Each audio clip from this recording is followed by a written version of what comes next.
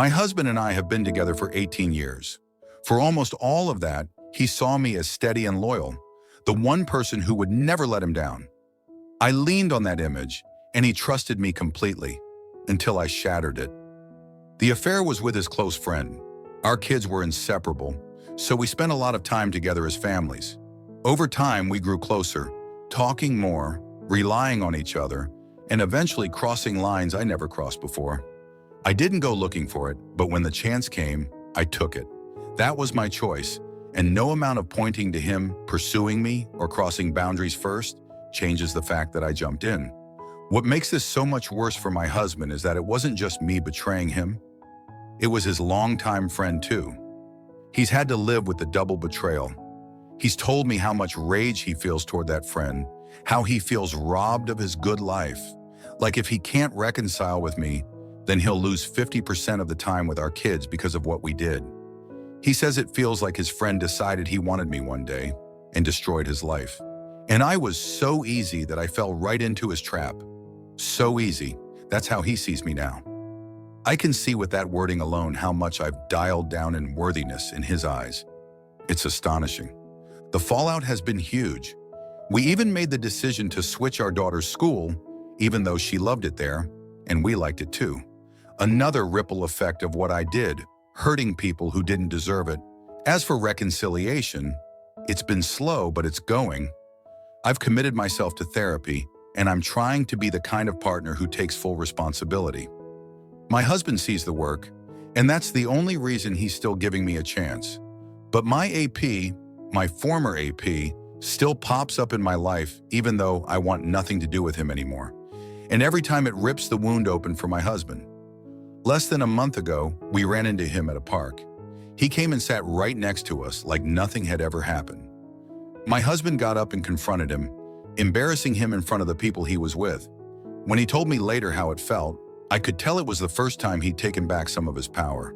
He even admitted he started craving that feeling, wanting to embarrass him again.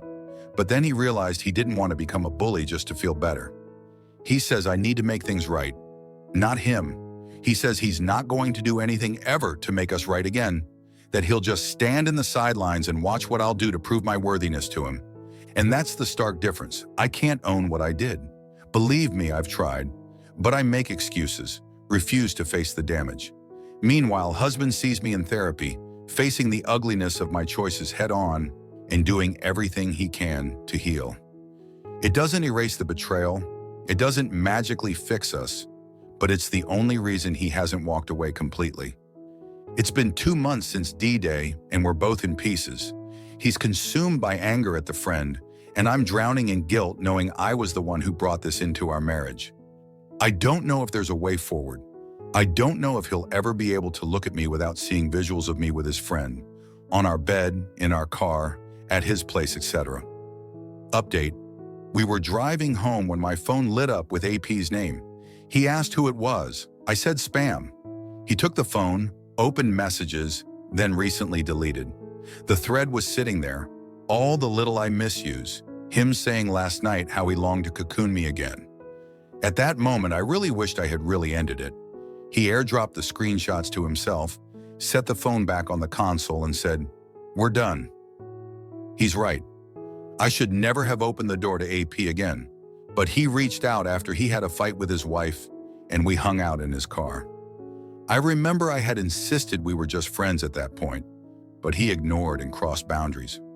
I got sucked back in like an idiot. I played at reconciliation while keeping a line open to the affair. I starved husband of touch for years and gave it to someone else. I wanted him as a safe house if the affair collapsed. When his company went under and he was scrambling to find another job, I called him a lazy freeloader. I didn't attend his father's funeral because I had had a fight with him and was angry. I told myself he'd never leave.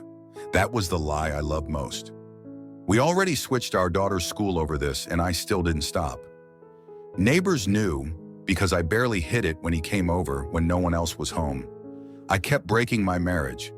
Today he packed a small bag. No more talks, no more attempts, lawyers next. Guest room tonight, and then he'll figure out the rest, he said. There isn't a speech that fixes this. I was pretending to heal while feeding the thing that killed us. I blocked AP now, for real, everywhere, but that's for whatever comes next, not to win him back. I'll handle the house and kids without drama, tell the kids without dragging him, and take whatever consequences the court and life hand me because I did this to us. Story 2, I'm the wife who had the year-long EAPA. He found out 7 months ago, and everything since has been a slow unspooling. I've been digging into why I did what I did and what the hell is wrong with me. The answers aren't pretty. I'm an extreme people pleaser who doesn't know where I end and other people begin. I think I've been depressed for a long time. Flat, joyless, apathetic with almost everyone, especially my husband. It took months of him pushing before I agreed to therapy. I finally start soon. I say I love him and I want to stay and work, and that's true, but learning how to be an actual self while trying to rebuild a marriage I blew up has been messy and selfish and not fair to him. I told him I fell out of love a while back. I hate typing that. I struggle to give basic emotional support, even though I know he deserves it, and I want to be the woman who can give it. Yesterday, I said something that scared both of us, that if he cheated back to find what I haven't given him, I weirdly wouldn't feel much. It rattled me that I'm so apathetic. I know I should care. I know that dead feeling isn't normal. It feels like depression wearing my face. Today made everything worse. I got notified at work that AP was in a work accident. Not life-threatening, but broken bones, hospital. The second I heard it, I felt my stomach drop and my head fill with this instinct to go check on him. I called my husband and told him the truth. That part of me wanted to go. My husband told me, if you go, don't come back. He also asked me why I'd call, that he'd never say yes to that. So why ask? The answer is ugly, because I wanted to make him the bad guy. I wanted the permission to be withheld so I could feel like a good woman who tried to do the right thing but had her hands tied. That's the same twisted thinking that fed the affair, outsourcing my choices so I don't have to own them. I leaned on AP for 100 reasons I'm only now untangling: validation, escape, a place to perform nice girl without the weight of history. None of that excuses what I did to my husband and our family. While he's been trying to hold it together, he had a mental break a few days ago. He told me he's barely scraping by. I hear that and I still struggle to not care about AP. That's on me. Depression is a factor, not a pass. I didn't go to the hospital, I didn't call, I didn't send a text. No contact stays no contact, accident or not. But the wanting to go was real, and I'm ashamed of it. I can say it was the rescuer part of me, or the people pleaser, reflex, or trauma bonding. And maybe it's all of that, but it's also a boundary problem and a loyalty problem I created. I'm staying. I told my husband that. I'm not asking him to hold my hand while I figure myself out. I'm telling him I will do the work and accept that he might still leave. I will start therapy and ask for a meds evaluation. I will stop making him be the policeman of my choices. I will not use hypotheticals to shift blame. If I can't be a safe partner, I'll say it out loud and we will separate like adults. But I want to try, for real this time, with my eyes open and the exits closed. Waywards who've been here. Did therapy and medication actually thaw the apathy? Did it bring back access to love, or just make you functional? How did you handle intrusive worry about AP after D-Day, without breaking no contact or turning your spouse into the gatekeeper? And if you felt out of love, how did you rebuild actual care and presence instead of faking it?